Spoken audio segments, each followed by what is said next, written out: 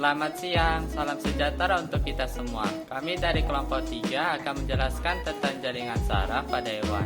Sebelum menjelaskan, izinkan kami memperkenalkan diri terlebih dahulu. Perkenalkan, nama saya Novaldia, saya ketua dari kelompok 3. Perkenalkan, nama saya Lukman Hakim dari kelompok 3 yang diketuai oleh Novel Chan. Perkenalkan, nama saya Thomas Karita Sardunas Tanggang dari kelompok 3. Perkenalkan, nama saya Giovanni Dwi Tresya Sinaga. Perkenalkan, saya Najwa Nabila Delvina. Perkenalkan, saya Syifa Anissa Salsabila. Nama saya Tessa Claudia. Perkenalkan, nama saya Marsanda Francisca Manalu. My name is Sila Fazia. Baiklah teman-teman, kami sudah memperkenalkan diri. Sekarang saatnya kami menjelaskan tentang jaringan saraf yang terdapat pada hewan. Jaringan saraf adalah jaringan yang berfungsi untuk mengantarkan impuls atau rangsangan dan terdiri dari sel-sel saraf atau neuron.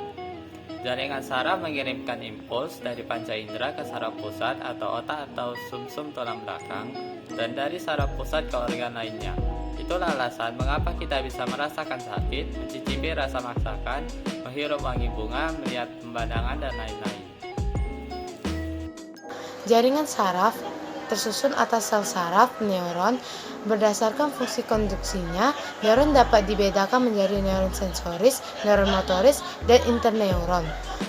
1. Neuron sensoris atau aferen berperan menjalarkan impuls atau aksi potensial yang dijalarkan dari reseptor menuju ke saraf pusat. Kebanyakan neuron sensoris memiliki soma di luar SSP. 2. Neuron motoris atau eferen berperan menjalarkan impuls dari saraf pusat menuju ke efektor.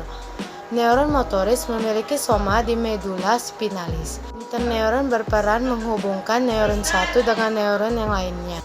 Jenis-jenis jaringan syaraf. Berdasarkan fungsinya terdapat 3 macam jenis jaringan syaraf. Yang pertama, sel saraf sensorik berfungsi menghantarkan rangsangan dari reseptor atau Jenis-jenis jaringan syaraf. Berdasarkan fungsinya terdapat 3 macam jenis jaringan syaraf. Yang pertama, sel saraf sensorik berfungsi menghantarkan rangsangan dari reseptor atau penerima rangsangan ke sumsum tulang belakang.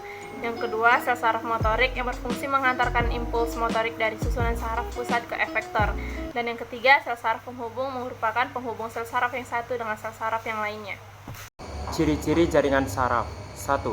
Jaringan saraf terdiri atas sel-sel saraf atau neuron yang mempunyai ciri-ciri khusus, yaitu mempunyai juluran sitoplasma yang panjang.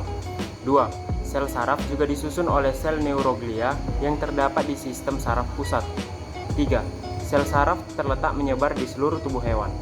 Keempat, di dalam satu sel neuron, sitoplasmanya mengandung ribosom, badan Golgi, retikulum endoplasma, dan mitokondria.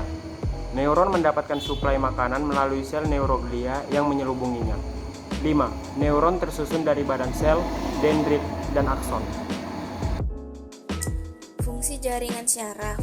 1. Merespon perubahan lingkungan atau iritabilitas. 2. Membawa impuls-impuls saraf atau pesan ke pusat saraf maupun sebaliknya atau konduktivitas.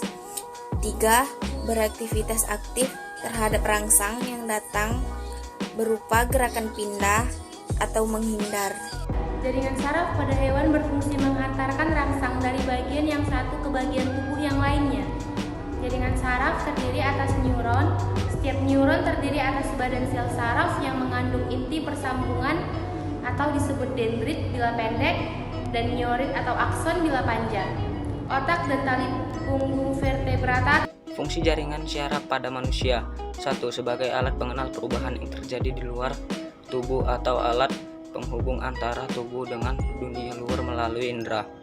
2. Sebagai alat pengatur atau alat pengendali tanggapan atau respon terhadap keadaan sekitar.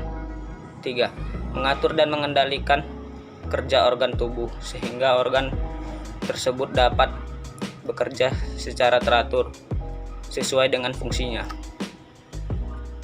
Tipe neutron berdasarkan jumlah dendrit dan akson yang keluar dari badan sel ada 3 bentuk.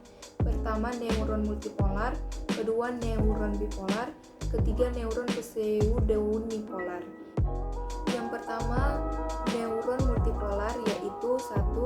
banyak dendrit bercabang terjulur dari badan sel. Yang kedua, paling banyak. Yang ketiga, motoris dan sensoris. Yang keempat, otak dan medula spinalis. Kedua, neuron bipolar yaitu satu dendrit dan satu akson keluar dari kedua sisi badan sel. Kedua, sensorisnya murni.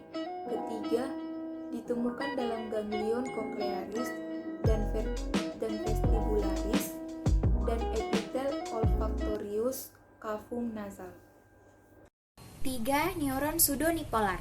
Neuron pseudonipolar adalah sel saraf sensorik yang terbagi pada dua cabang. Dua cabang masing-masing membentuk akson dan dendrit. Ciri-cirinya yaitu memiliki satu jularan dekat perikarion yang bercabang dua atau SPTT, satu cabang ke ujung perifer dan satu lagi dendrit SSP. Rangsangan dendrit akson terminal tanpa melewati perikarion. Ditemukan pada ganglion spinal atau ganglion radidorsal nervus spinalis, bagian ganglion dendrit. Sekian dari presentasi kami. Terima kasih atas kedatangan Anda dalam mengikuti presentasi ini. Semoga presentasi ini dapat menambah wawasan Anda. Dan apabila ada tutur kata yang kurang berkenan di hati Anda, mohon untuk dimaafkan. Selamat siang dan sampai jumpa.